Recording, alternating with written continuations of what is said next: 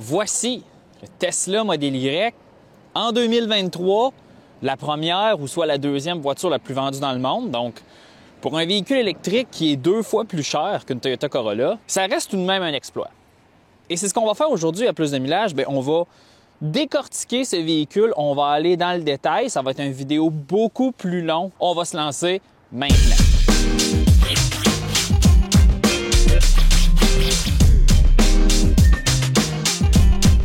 Pourquoi faire une vidéo aussi longue sur le Model Y? Bien, comme je vous dis, ça reste quand même la voiture la plus vendue dans le monde.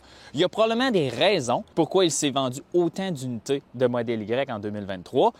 L'exemplaire d'aujourd'hui, évidemment, Tesla, ils n'ont pas de flotte de presse. Tu ne peux pas les appeler, les contacter pour avoir des véhicules à moins d'être une grappe d'influenceurs, peut-être 10 individus sur la planète. C'est pas grave. Bien, ce véhicule-là vient de chez Hertz, location de voiture à Toronto.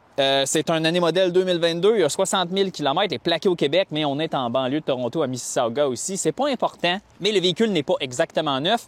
Pour la revue aujourd'hui, ça veut pas dire grand-chose. Puis les changements d'année modèle entre 2022, 2023 pour le Tesla Model Y, c'est pas grand-chose. Donc, dans le fond, la vidéo, là, on va le faire comme si le véhicule était neuf. Il est mis à jour. Toutes les fonctions sont là. Donc, au moins, on va faire le tour complètement. Puis, on va commencer par l'extérieur. On a le langage de design typique de Tesla qui est apparu avec la Model 3.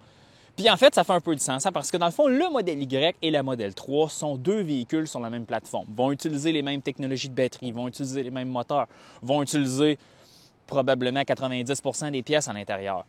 Les phares, les parties des pare-chocs. Comprenez, dans le fond, c'est deux véhicules sur la même plateforme, puis le Model Y est la version VUS compact de la Model 3. Mais c'est un véhicule qui est quand même assez gros. Quand on y pense, c'est la grosseur d'un Volkswagen D4, d'un Ioniq 5, d'un Chevrolet Equinox EV qui est à venir. Ces véhicules-là. Donc, c'est quand même un véhicule, on pourrait dire que c'est un VUS compact, mais moi, je trouve que ça tend vers l'intermédiaire parce que quand on va aller à l'intérieur de ce véhicule-là, vous allez voir, c'est très, très grand à l'intérieur, très spacieux. On va chercher de l'espace par l'intérieur. Évidemment, les véhicules électriques sont bons là-dedans parce que la motorisation est relativement petite, quoique la batterie est très lourde. Bien, la batterie est sous le plancher, un endroit que d'habitude, il n'y a pas grand-chose dans un véhicule thermique. Donc, ici, l'optimisation de l'espace, c'est bien. Sur ce modèle particulier, là, on a des roues de 20 pouces, là, mais c'est pas vraiment important. En réalité, sur le véhicule électrique, moi, personnellement, j'irais toujours vers la roue la plus petite parce que ça favorise l'autonomie. Donc, selon moi, c'est toujours mieux d'avoir les roues plus petites. Évidemment, on a le répéteur des clignotants ici avec une petite caméra. Évidemment, ça fait partie du système là, de conduite semi-autonome de Tesla et de la suite de fonctions de sécurité. Bien, évidemment, il y a une caméra qui regarde votre angle mort. Puis aussi, on a les clignotants de côté, on a les miroirs, évidemment. Comment ouvrir la porte dans ces véhicules-là? Bien là, c'est particulier. Quand c'est le temps d'ouvrir la porte, j'ai ma petite technique. Je rentre mon doigt ici, je fais ça et je tire. On le refait ensemble. Je rentre mon doigt, je tire et la porte s'ouvre. Comme la Model 3, bien, dans le fond, le véhicule est équipé d'un toit en verre qui fait la totalité du véhicule. Il n'y a pas d'option de toit ouvrant. Les modèles S, au début, en 2012, il y avait comme un toit rétractable. Ça a tout été remplacé. Maintenant, les Tesla, c'est tout un panneau de verre, que ce soit le Cybertruck, le Model Y, le Model X, la Model 3. C'est un toit en verre, c'est comme ça. Selon moi, c'est moins cher à faire. C'est un peu comme la Fiat Cinquecento. La première Fiat 500, elle avait un toit dessus, parce que dans le temps, le dessus, c'était moins cher que l'acier. C'est la technique, hein. Ils font pas ça pour que ça soit beau. Ils font ça parce que c'est moins cher. La technique Tesla. Ici aussi, il y a une caméra. Je ne l'ai pas montré, parce que c'est une caméra qui regarde par là. Ça fait partie de l'autopilote. Puis à l'avant, il y a 3 caméras. Allons à l'arrière. On est personnellement du côté du plus bel angle du Model Y. La fin là, du véhicule avec le sorte d'aileron qui est moulé à même le haillon, j'adore ça. C'est un véhicule qui a un coefficient de traînée de 0,23. Donc, pour un VUS, c'est relativement bas et c'est la raison aussi pourquoi ce véhicule-là est si efficace là, en kWh par 100 km, en watts par kilomètre, peu importe l'unité que vous utilisez. C'est un véhicule qui est très efficace. C'est pas aussi efficace qu'un Model 3, mais dans les VUS électriques, c'est pas mal le meilleur. Mention spéciale à d'autres, mais qu'on a EV. Vous avez votre port de recharge qu'on touche, il rouvre. Port NACS, maintenant on l'appelle le J3400, c'est comme ça que je vais l'appeler maintenant. Bien, dans le fond, c'est ça, c'est le port. Ce véhicule-là peut accepter une recharge rapide à 250 kW en pointe. On ira peut-être faire un petit peu de supercharger tantôt, vu que c'est un long vidéo. On va aller voir comment que ça se passe. Puis c'est tout simple que ça, le AC, DC, peu importe. Puis pour le fermer, d'habitude, moi je tape dessus, ça fonctionne. C'est peut-être pas la méthode, mais regardez, ça forme tout seul.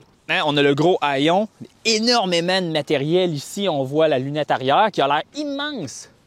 Mais elle est minuscule. Lorsqu'on est dans le véhicule, là, on voit rien. Moi, je trouve que ça, c'est un des plus gros défauts du Model Y. La lunette arrière est tout petite parce que l'angle est extrêmement prononcé. puis on voit rien. Le modèle LSC aujourd'hui, c'est la version Dual Motor. En réalité, c'est la version longue autonomie 4 roues motrices. 2 moteurs, un moteur à l'avant, un moteur à l'arrière, une batterie de 78 kWh. Et tout dépendamment de l'année, 531 km d'autonomie, 497 km d'autonomie. Actuellement, en 2023-2024, c'est 497 km d'autonomie. Et aussi, il y a une version que je préfère, la version propulsion avec une batterie LFP de 60 kWh avec un moteur à l'arrière. Dans le fond, pensez, c'est analogue à la Tesla Model 3 propulsion. Dans le fond, c'est la même batterie, la même mécanique. Le véhicule est fait en Chine. Celui-là était assemblé aux États-Unis. On va ouvrir le haillon du modèle Y. Ploup! Ça rouvre assez vite et là, on a l'espace cargo qui est immense, selon moi, dans le modèle Y. Il rentre beaucoup de choses, puis on va même le mesurer ensemble. J'ai mon petit laser qui permet de mesurer, c'est assez fascinant. Et là, on va mesurer le fond du coffre. On parle de 1 mètre, donc 3 pieds. 1 mètre comme ça. Largeur maintenant, 0,9 mètres. Donc 1 par 0,9, ça a l'air rectangulaire, je trouve ça un petit peu particulier. Mettons, je le réessaye là, ici, comme ça. Donc c'est à peu près la même chose, là, 1 mètre par 1 mètre. Là, en volume, on parle de 850 litres, mais il y a des choses vraiment fascinantes aussi dans ce coffre-là. Regardez, sous le plancher, comment c'est gros. Hein? Vous avez un immense trou. Là, dans le fond, il y a mon sac là, pour filmer, là, mais il a rentré toute mon épicerie hier là-dedans. Là. Ça fait 2 jours que j'ai le véhicule, là, genre 4 gros sacs, paf, paf, paf, rentrés ici. Et ces véhicules-là, quand vous les prenez là, avec la version double moteur, vous avez aussi une 3e rangée qui se cache ici, mais dans ce modèle-là, on a juste 5 places. Il y a énormément d'espace dans le coffre. C'est tellement impressionnant. Et je pense que ça, c'est la chose qui vient me chercher le plus avec le modèle Y, c'est comment que l'intérieur, on peut aller chercher du volume par angle. Regardez là, à l'arrière de l'arche de la roue ici, regardez comment c'est profond. C'est la profondeur du trou que je vous ai montré ici. Là. Ah, il y a de l'espace. Quand on part en voyage, on peut remplir ça, puis c'est pas pire. Le défaut que je vais vous dire, excusez-moi, regardez, vous avez là, la fin là, de la zone cargo, là. Fait que pensez là, que c'est pas exactement carré. Hein? On n'est pas comme dans un Volkswagen D4 où la ligne de toit continue plus loin. Pensez que c'est un peu plus comme le Mach-E. Là. Ici, la pente est assez prononcée. Par contre, 854 litres de volume.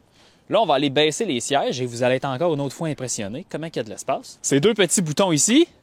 Ploup! Ploup! 5 pieds 10, 1,73 m. Si on avait un matelas, et ça existe, avec le toit en verre, on pourrait dormir à la belle étoile. Le véhicule a un mode camping pour garder la climatisation allumée. Il y a vraiment beaucoup de place dans le Tesla Model Y.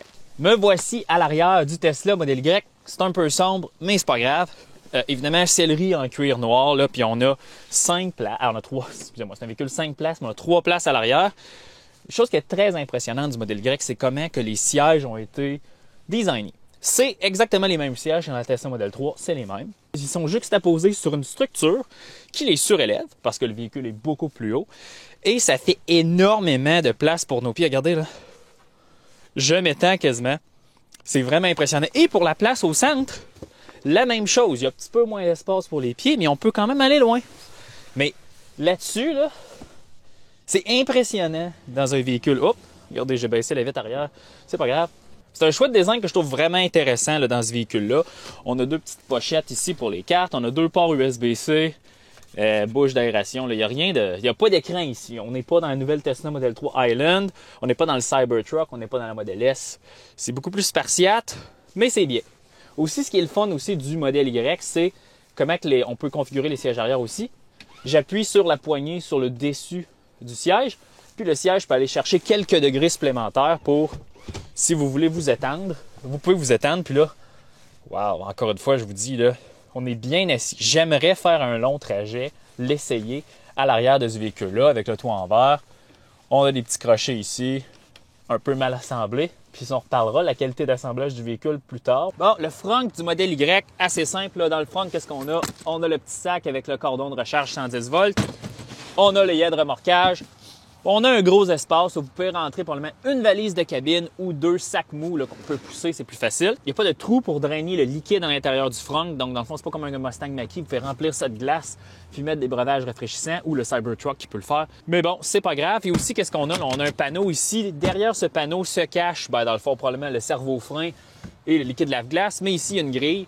il y a un énorme filtre HEPA qui est le filtre d'habitacle. HEPA, c'est une norme là, un peu plus élevée là, pour coter les filtres. Là. Tesla dit que c'est un filtre de grade chirurgical pour les hôpitaux qui permet de filtrer là, les virus et les polluants à l'intérieur du véhicule. Ils ont même un mode spécial qui pressurise les véhicules qui s'appelle le Biodefense Weapon, whatever.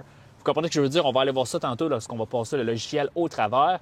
Mais essentiellement, ça pressurise l'intérieur du véhicule, ça porte une attention particulière à la filtration de l'air, puis ça fait que si vous êtes dans une ville polluée comme Shanghai, bien, l'intérieur du véhicule, l'air va être pur. À l'avant du Tesla Model Y. Après ce petit segment, on s'en va, là, on va parler de l'interface du véhicule. La caméra va changer de côté. Ça va tout se faire à l'intérieur, ça va être immersif. Mais pour l'instant, parlons de l'ergonomie puis des places assises. Comme je vous disais, même siège que la Model 3, surélevé sur cette petite structure que vous voyez ici. Siège électrique à quelques positions, il n'y a rien d'impressionnant ici. Donc, la concurrence offre souvent beaucoup plus de réglages. Et le maudit support lombaire des Tesla qui, même lorsqu'il est rentré au complet, ne va pas jusqu'au fond. Fait que j'ai toujours une petite bosse dans le dos. Mais ça c'est un problème que j'ai avec moi-même et les sièges des Model 3 et Model Y. C'est pas les plus confortables.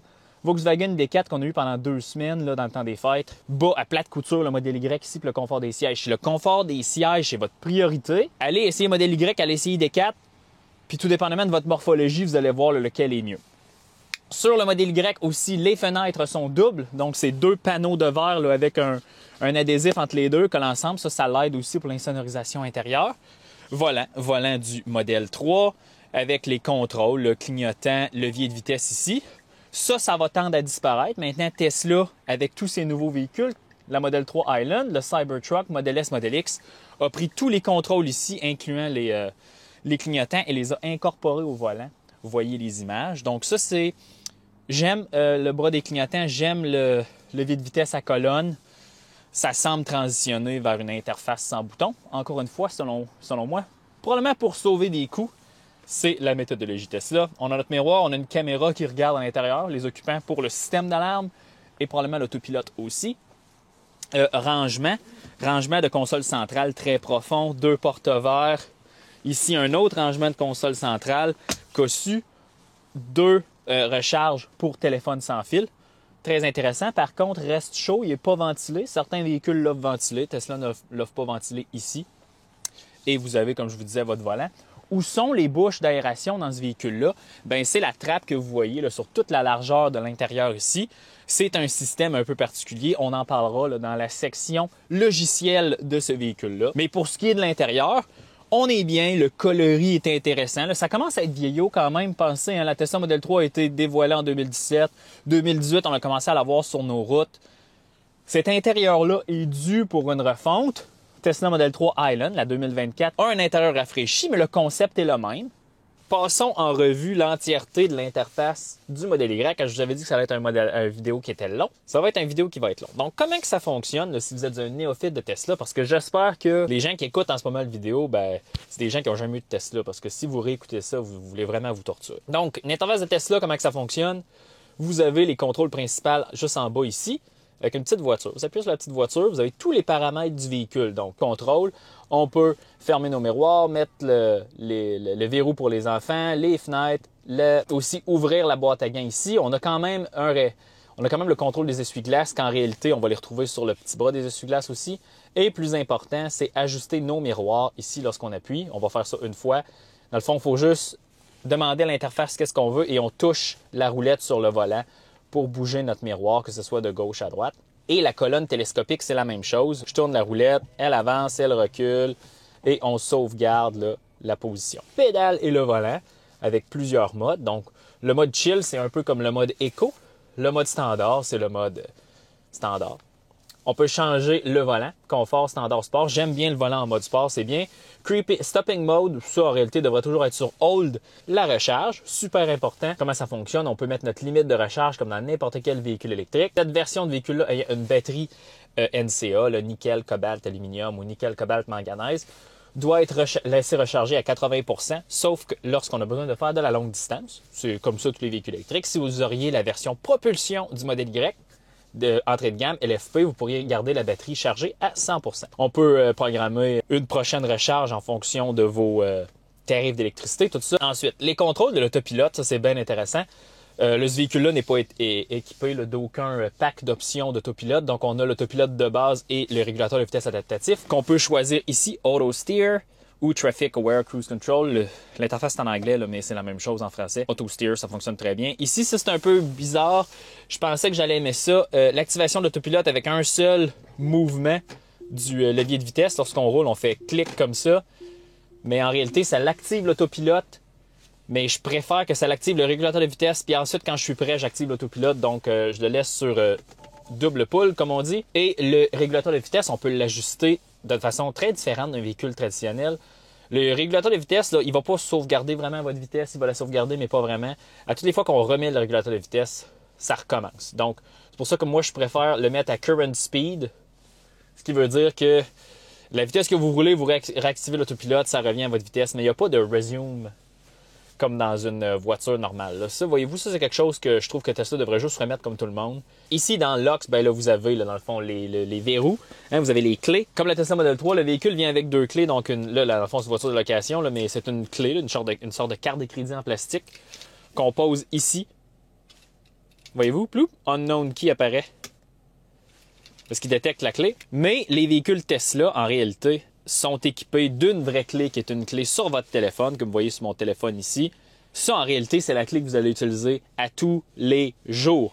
Vous pouvez tout contrôler. C'est comme n'importe quelle app pour contrôler son véhicule qui vient qu'un constructeur. La différence, c'est que ça, c'est tout à fait gratuit. Vous pouvez partager la clé avec vos amis. Donc, vous pouvez à distance envoyer la clé à des gens qui prennent votre véhicule. C'est un peu capoté. Puis c'est pour ça aussi que moi, en véhicule de location, je peux utiliser cette fonction-là. Vous pouvez voir où est le véhicule. Vous pouvez voir les sessions de recharge. Vous pouvez voir plein de choses. Vous pouvez voir votre statut de charge de batterie. C'est fou. Ça, c'est quelque chose que j'adore de Tesla. L'expérience logicielle, que ce soit ici ou ici, c'est premier de classe. Éclairage, vous avez vos feux, tout ça. Puis évidemment, on y retourne pas souvent. On le set une fois. Puis après ça, on a l'éclairage ambiant. C'est juste pour les pieds ici. Affichage, c'est comme un téléphone. Voyez-vous, c'est comme un téléphone Apple. C'est super simple. Il n'y a pas grand-chose là, ici à passer au travers. On peut changer les unités. On peut maintenant utiliser un bouton sur le volant, voyez-vous. Puis là, je peux changer mon menu d'accélération. Je peux aller fouiller. Je peux aller changer, regardez, le wiper speed. On va ici, puis là, regardez. Les essuie-glaces, on peut les contrôler. On peut les contrôler aussi avec le bras. Parce que lorsque j'appuie sur mes essuie-glaces, je peux aller changer ma vitesse. Évidemment, laissez-la en auto, c'est beaucoup plus facile. Trips, ça c'est ma partie préférée. C'est dans le fond, vous avez là tous vos petits trips. Le trip A, trip B, qu'on peut modifier le nom, on peut les reset. Puis dans le fond, ici, sur la petite carte, ici, il s'affiche le current drive, since charge depuis que j'ai rechargé, 107 km, nanana. Voyez-vous là, 193 Wh par kilomètre, puis il y a de l'autoroute là-dedans, puis tout en plein hiver, là, c'est pas si mauvais que ça. Navigation, programmer la navigation comme n'importe quel véhicule, ça c'est pas grave. Safety, Sentry Mode, ça c'est le système d'alarme du véhicule. Ça prend 6 kWh par jour lorsqu'il est allumé. Donc moi je garderais ça allumé seulement lorsque votre véhicule peut être rechargé à la maison, toujours branché. Mais ce que ça fait, c'est que ça filme autour du véhicule en tout temps. Ça vous envoie des images. Si quelqu'un brise votre véhicule, vous le voyez tout de suite. Très, très intéressant, mais ça utilise beaucoup de batterie, donc le véhicule doit être branché. Le mode service avec votre pression des pneus et et plein de paramètres intéressants, comme le preview des caméras. On attend. Et là, on me voit, hein, vous voyez le téléphone, vous voyez moi. Hein, ça, c'est la caméra qui est juste ici, c'est un peu capoté. Main, vous voyez la caméra en avant. Puis là, on peut passer au travers de toutes les caméras dans le véhicule. Et dans l'onglet Software, ici, je vais vous montrer le mode service, que moi, ce que je trouve super intéressant. On appuie longtemps sur modèle Y. Et voilà, entrez le code d'accès. Service. OK, on accepte. Pouf, nous sommes maintenant en mode service. On va redémarrer la climatisation. On ne fera pas le tour du mode service. Ça sera peut-être une autre vidéo parce que ça peut être très, très long. Mais regardez, là, super important, on peut aller voir le statut de charge exact de la batterie. On peut faire le test de santé de la batterie. Donc, il va vous donner des instructions. Vous branchez votre véhicule, vous le laissez. Il va vous donner votre pourcentage de batterie restant, de sa vie. On peut voir si la batterie, comment ça se passe. Et aussi, charging, ici, ce que j'aime, c'est que vous avez la température de la batterie. C'est-tu pas merveilleux? Vous n'avez pas besoin d'avoir d'OBD, quoique vous ne pouvez pas rouler avec le véhicule en mode service. Ça, c'est limité à 11 km/h. Mais lorsque vous rechargez, vous pouvez voir aussi l'ampérage qui rentre, la puissance. C'est super intéressant. Vous pouvez voir aussi comment le système de climatisation fonctionne. Regardez, là. Là, on voit le réfrigérant qui se promène dans la thermopompe. Thermopompe toujours standard sur les Tesla depuis 2020. La température ne changera pas, mais hey, ça sort vraiment. Et c'est une thermopompe. Il n'y a pas d'élément résistif supplémentaires dans les Tesla. Ils utilisent seulement la thermopompe et aussi ils utilisent le moteur du ventilateur, le moteur de la thermopompe qui génère de la chaleur parce que c'est des moteurs électriques et utilisent cette chaleur-là, puis là c'est de la chaleur résistive pour chauffer l'habitacle lorsqu'il fait vraiment chaud ou aller chercher de la chaleur dans la batterie si la batterie est très chaude. Tesla, autant que la qualité n'est pas au même niveau que les Allemands, au même niveau que les Japonais, l'expérience logicielle est inégalée. Ça fait le tour là, des paramètres. Maintenant, on n'a pas fini. Hein? La petite voiture, on peut la verrouiller, ouvrir le frunk, ouvrir le coffre. On va le voir s'animer. Regardez, on va le faire ensemble. Hein, le coffre s'anime, s'ouvre. On reclique. Le coffre se ferme. Ensuite, système de navigation. Une autre fonction excellente des Tesla. Regardez, on s'en vient ici. On va aller à Rimouski. C'est ma nouvelle destination quand j'essaie les systèmes de navigation. Rimouski au Québec. 1015 km. Ça a pris quelques secondes. Tac, tac, tac. Et on part. Donc, on a notre premier arrêt de superchargeur. On va arriver à 9 %. On va charger 25 minutes. Et là, on s'est fait aligner un itinéraire tout prêt, tout chaud, tout fait. Le véhicule va préconditionner la batterie pour une recharge rapide, là, des plus rapides possibles. Tout est prêt. On se pose pas de questions. Ensuite, ici, là, dans la barre en bas, c'est comme une barre de tâches sur un ordinateur. Bien, on peut prendre des icônes comme on les aime. Puis les placer où on veut. Regardez, il y a plein d'applications intéressantes. La caméra, Dashcam, il y a Zoom, l'application Zoom pour avoir des meetings, Spotify, Apple Music. On n'irai pas dans le détail de ces applications-là, mais il y a plein de choses à faire avec ça. Moi, je l'ai configuré à mon goût. Siège chauffant, menu des essuie-glaces, volant chauffant, lunettes arrière, application énergie, qui est mon application préférée dans les Tesla, qui vous donne... C'est le seul endroit où on vous donne de l'autonomie. Voyez-vous, il me reste 176 km projetés à 45 % de batterie, mais lorsqu'on appuie sur la batterie, ça dit 224 km. Qu'est-ce que ça veut dire, ça? Ça, c'est l'autonomie certifiée. C'est un véhicule de 531 km, donc à 100 % de batterie, devrait afficher 531 km. Mais la batterie a de la dégradation, perdu 5 kWh, donc c'est 492. Peu importe. En réalité, ce chiffre-là ne veut rien dire. C'est une représentation du pourcentage en kilomètres. En réalité, utilisez toujours les kilomètres ici et fiez-vous à ce chiffre-là. Donc, avec les 50 derniers kilomètres de conduite, avec 45 % de batterie, il me resterait 176 km d'autonomie. Park, ici, ça nous dit combien d'énergie le véhicule a utilisé depuis qu'il est stationné. Et lorsqu'on fait un voyage, le véhicule va nous estimer à combien de pourcentage on va arriver de batterie, nous donner des petits trucs, si on roule moins vite, utiliser moins de climatisation, l'élévation, tout ça. J'ai pas couvert le système de son qui est bon, mais à la fin, là, il y a plein d'autres vidéos sur YouTube, mais on est vraiment allé dans le côté technique là, du véhicule. Là. Et peut-être la dernière chose, lorsque vous êtes arrivé à arrêter une borne de recharge, vous pouvez écouter des vidéos. Évidemment, ça prend la connectivité premium sur le véhicule, mais vous avez Netflix, YouTube, Twitch, les tutoriels Tesla. Vous pouvez vous connecter à du Wi-Fi si la borne a du Wi-Fi et écouter des vidéos lorsque le véhicule recharge. Parlons maintenant de la climatisation du véhicule. Comme je vous ai dit, bouche d'aération centrale ici. Regardez, pour bouger la bouche d'aération, on ne fait que passer son doigt et ça bouge le flot d'air. En réalité, là, c'est genre deux petits volets à l'intérieur de l'habitacle qui font ça, puis ils font bouger l'air. Donc, la représentation ici est quand même assez exacte. Puis évidemment, on a nos sièges chauffants qui peuvent être automatiques. On a le liquide, le bas du pare-brise chauffant pour les déloger de la glace. Le mode camping, comme je vous disais, vous êtes en camping. L'habitacle va rester à une température adéquate jusqu'à ce que la batterie soit vide, autour de 20 %. Le mode, le dog mode, le mode pour animaux, vous mettez ça, ploup. Dans l'écran ici, ça va afficher « Mon propriétaire revient bientôt » avec un petit chien, puis ça va dire la température de l'intérieur. Comme ça, personne de fou va casser votre vitre, puis prendre votre chien, le sortir, pensant qu'il allait faire une bonne action, mais en réalité, on voit juste ça aux États-Unis. Ensuite, la climatisation automatique. Je vais juste remettre ça à 20 degrés ici. Ben là, dans le fond, on a tous les contrôles ici. On a même les contrôles à l'arrière. 3 bancs chauffants, c'est quand même assez impressionnant. Et ici, on a, comme je vous disais, le mode Biodefense Weapon Mode. La climatisation va se mettre au maximum. Puis là, on va pressuriser l'habitacle du véhicule. Puis là, on va s'assurer que rien n'entre essentiellement. Et c'est ce qui fait le tour de l'interface de la Tesla. C'est maintenant l'heure de la chicane. On va parler de la qualité d'assemblage. Hein? Depuis le début, depuis que la Model S est sortie, la qualité d'assemblage, c'est un sujet chez Tesla, chez les fans de Tesla, chez les détracteurs de Tesla, que c'est pas très bon. Parlons de ce Model Y assemblé en Californie à l'usine de Fremont en juin 2022. L'assemblage de l'extérieur du véhicule est bien. OK, regardez, là, c'est sûr que le gap des panneaux n'est peut-être pas constant, mais honnêtement, c'est vraiment pas... Désolé, le véhicule est sale, puis je l'ai lavé, mais il sort sali, évidemment. Regardez, si vous regardez, là, c'est relativement constant ici. Ça se suit. De l'extérieur, là, pour de vrai, j'ai rien à dire sur le véhicule. Le véhicule a 60 000 km, le véhicule a plus d'1 an. Vraiment pas beaucoup endommagé. Regardez à l'avant. Là, vous regardez les lignes, là. Oui, là, c'est relativement constant. Non.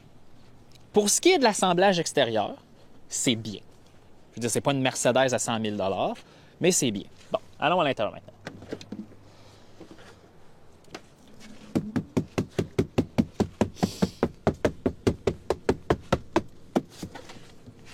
Non, ça c'est bon. Regardez, surface moussée, feutre, le bouton.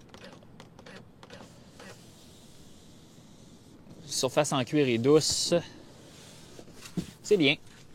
Ici. Ça, j'aime ça. Ça, c'est du bois rugueux, là. Ça a une bonne texture. Ça, c'est bon. Ça, c'est bon. L'écran, ça bouge pas de là.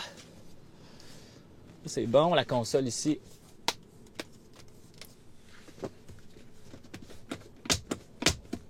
C'est bon. C'est bon. Je vais vous montrer quelque chose de pas très bon, par contre. On ouvre la porte. Comme je vous dis, à l'arrière, la porte, encore une fois, même matériau.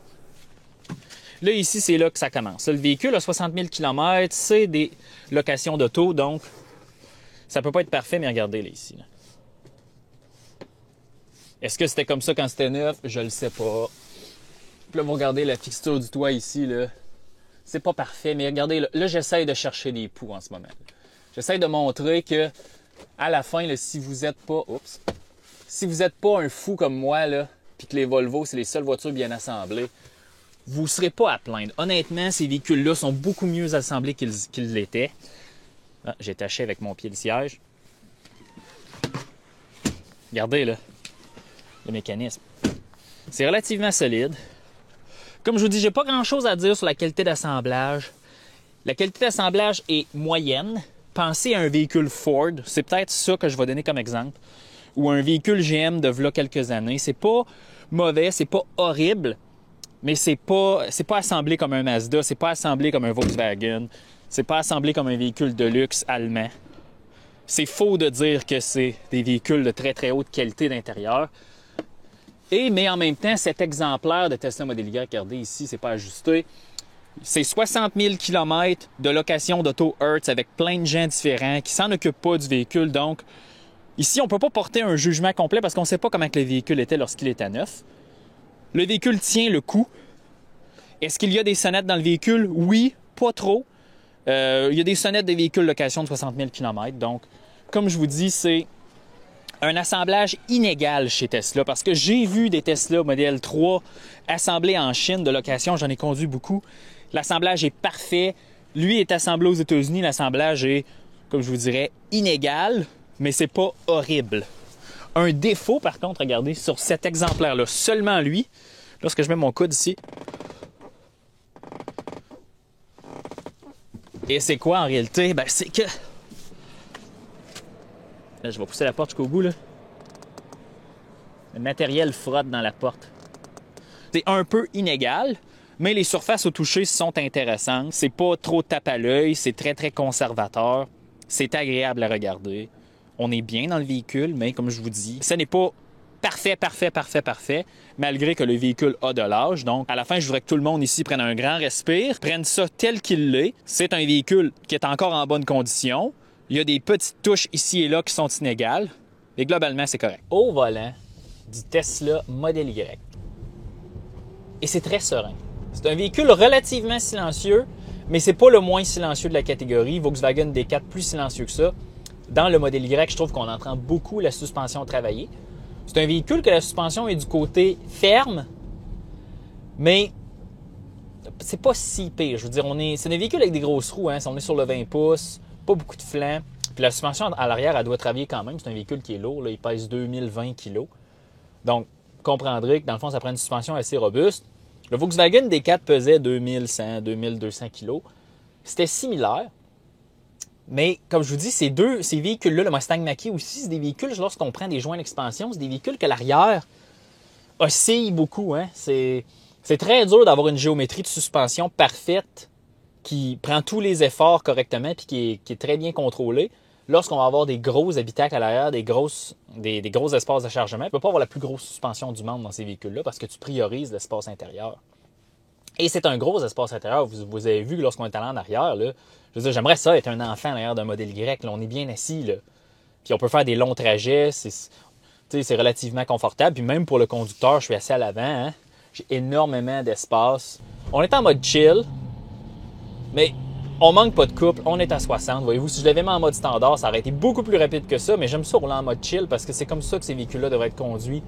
On relaxe. Si quelqu'un pense qu'un Tesla modèle Y Performance, ça a raison d'être, bravo. Moi, je trouve que ces véhicules-là n'ont pas raison d'être, des véhicules beaucoup trop hauts. Tesla modèle 3 Performance, par contre, a raison d'être, mais modèle Y Performance, pour moi, c'est sans intérêt.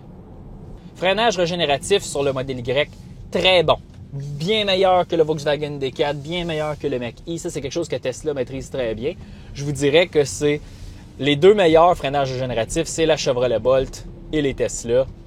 Ici, on ne peut pas enlever le freinage régénératif, on ne peut pas le faire disparaître. Il est toujours là, il est adaptatif, il s'adapte en fonction.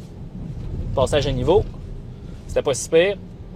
Mais voyez-vous, je lâche l'accélérateur puis on a un freinage là, très convaincant. Là, vous allez me dire, Alexandre, dans le ID4, tu avais dit que la pédale de frein était très molle, pas précise. C'est quoi dans le modèle Y? Mais on va poser sur les freins à fond.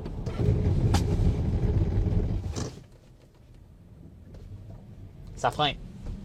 La pédale de frein relativement ferme et le mélange entre freinage régénératif et freinage à friction, parce qu'il y a quand même 4 freins à 10 sur le véhicule, hein, c'est bien.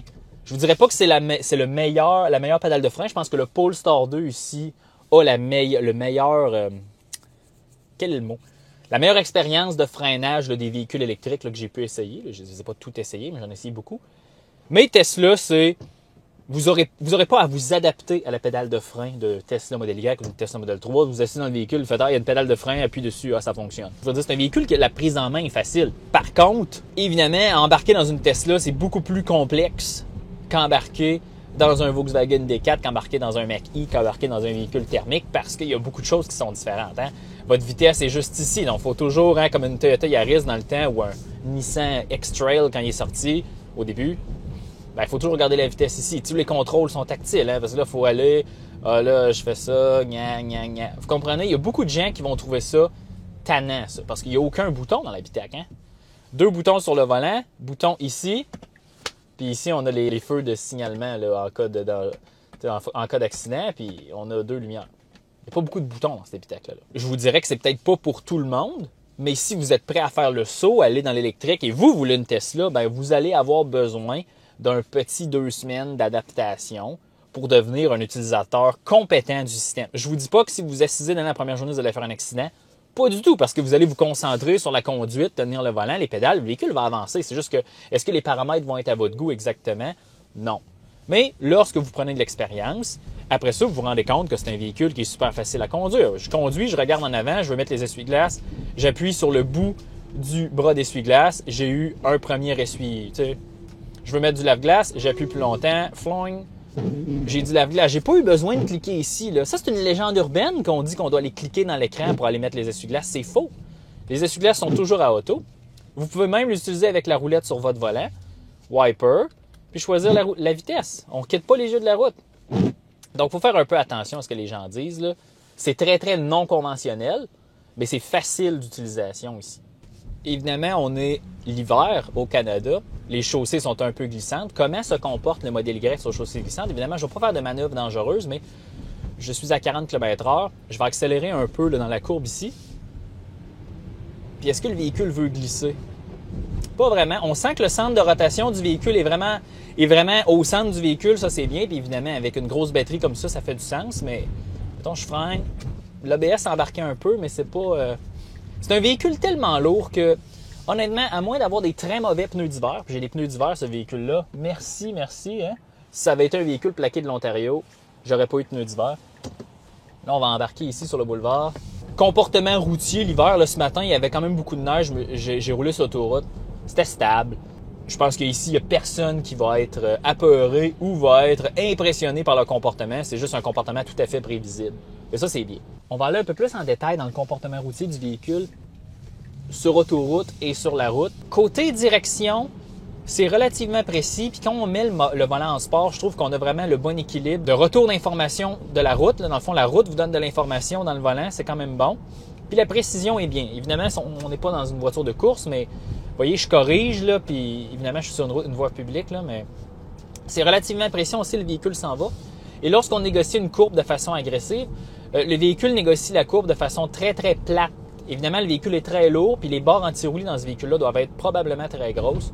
Donc, le véhicule négocie la courbe, c'est très, très plat, donc vous allez vraiment sentir la forgée parce que, évidemment, le véhicule tangue beaucoup moins que ce qu'on s'entend, ce que ça tend. Puis ça peut nous donner l'impression que ça peut tout faire. Ça va tout faire, mais la limite se rapproche rapidement lorsqu'on décide de s'énerver et qu'on ne comprend pas bien le comportement du véhicule. Je ne suis pas en train de dire que c'est un véhicule dangereux. Pas du tout. Mais je pense que ces véhicules-là, la Tesla Model 3 est incluse, ont un bon comportement routier. Donc, ça vous incite à aller chercher la limite qui est quand même assez loin. Mais c'est important de comprendre que c'est pas non plus une voiture de course, là. Regardez, là, je vais négocier une intersection ici, puis je vais accélérer en tournant. Hey, c'est plat, là. Puis, c'est comme si on était dans un rail. C'est impressionnant, mais comme je vous dis, il faut faire attention. J'appuie sur la petite roulette.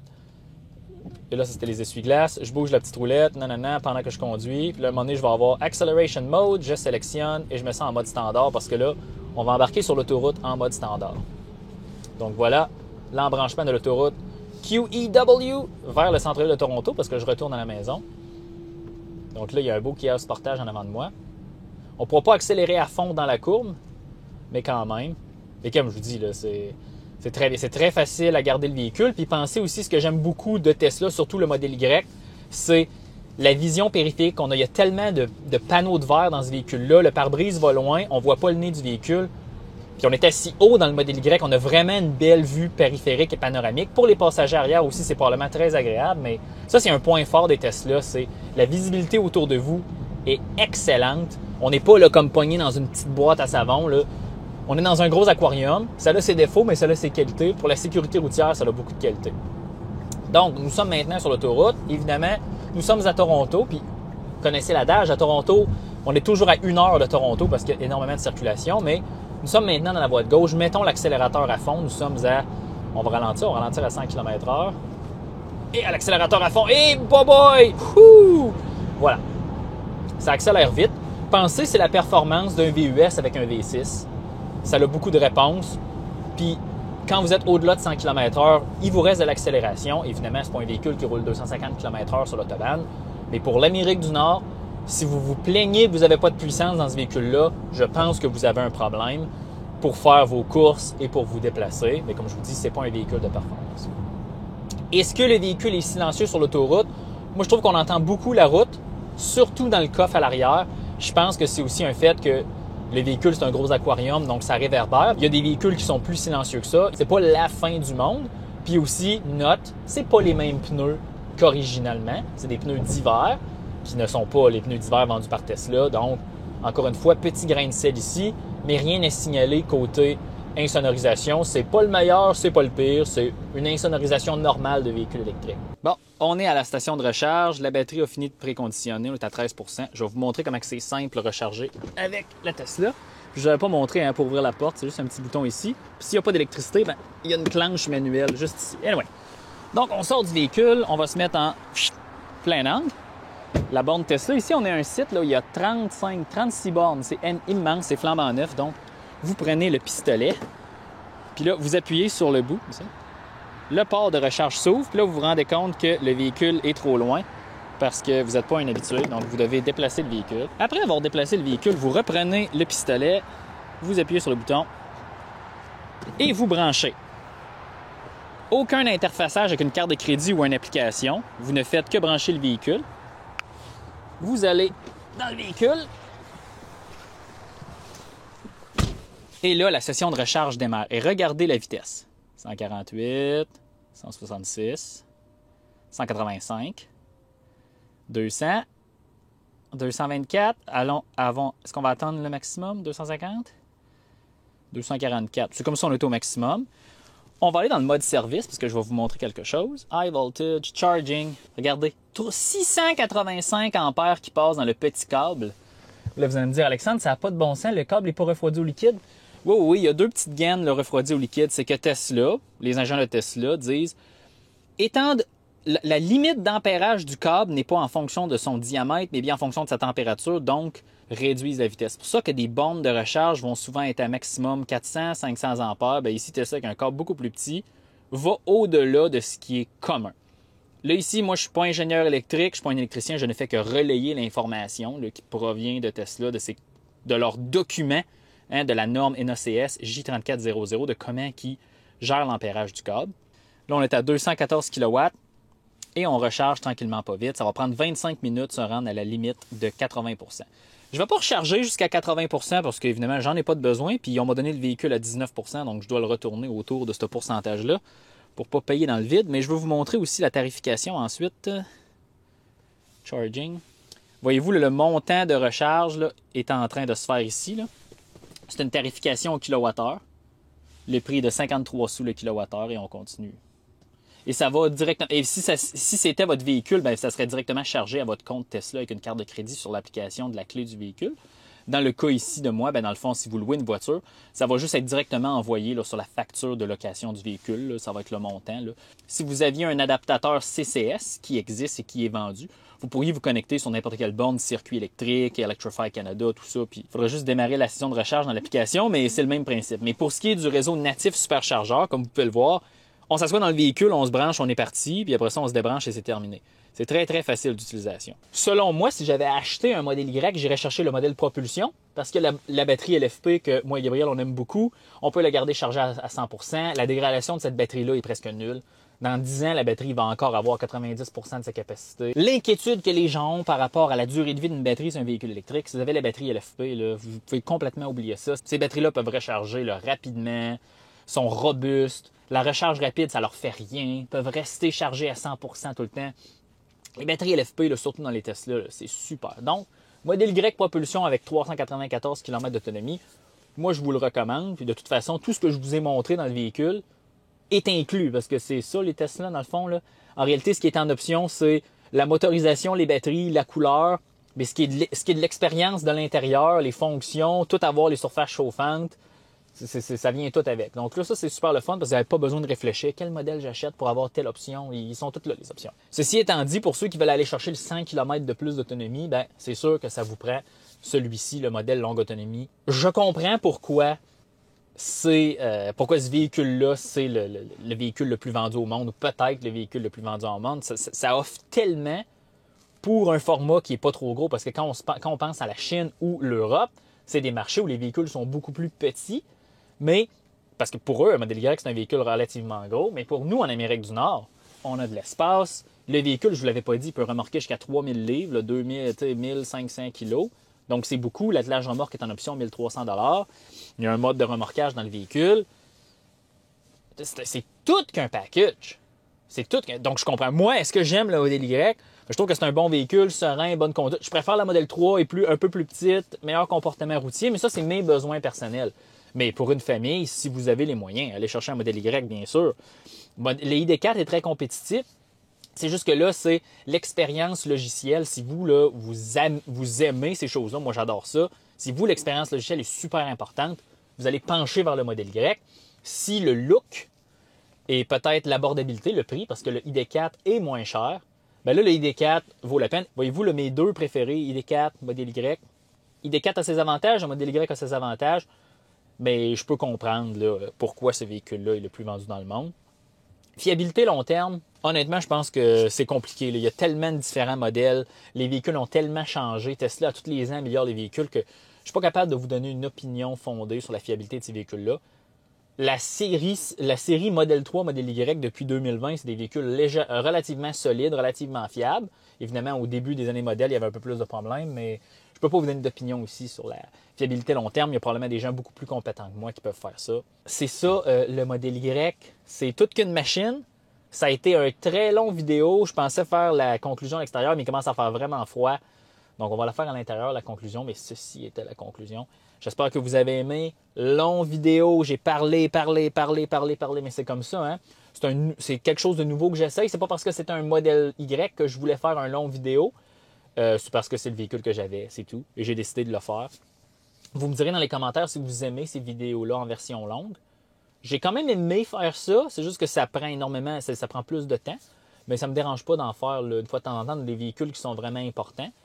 Puis le modèle Y étant peut-être première ou deuxième voiture la plus vendue au monde, c'est quand même important d'aller dans le détail parce qu'il y a beaucoup de gens qui ignorent comment ces véhicules-là fonctionnent et qui ont peut-être aussi une certaine peur de Hey, moi si j'ai une Tesla, je peux pas conduire ça, non, non, non, je suis pas capable. Non, non, non. Puis vous pouvez même conduire une Tesla sans téléphone intelligent. Si vous avez la petite clé, là, vous pouvez utiliser la petite clé comme bon vous semble, sauf que vous ne pouvez pas déverrouiller le véhicule à distance, mais vous êtes une personne qui n'a pas de téléphone, vous pouvez utiliser ce véhicule-là.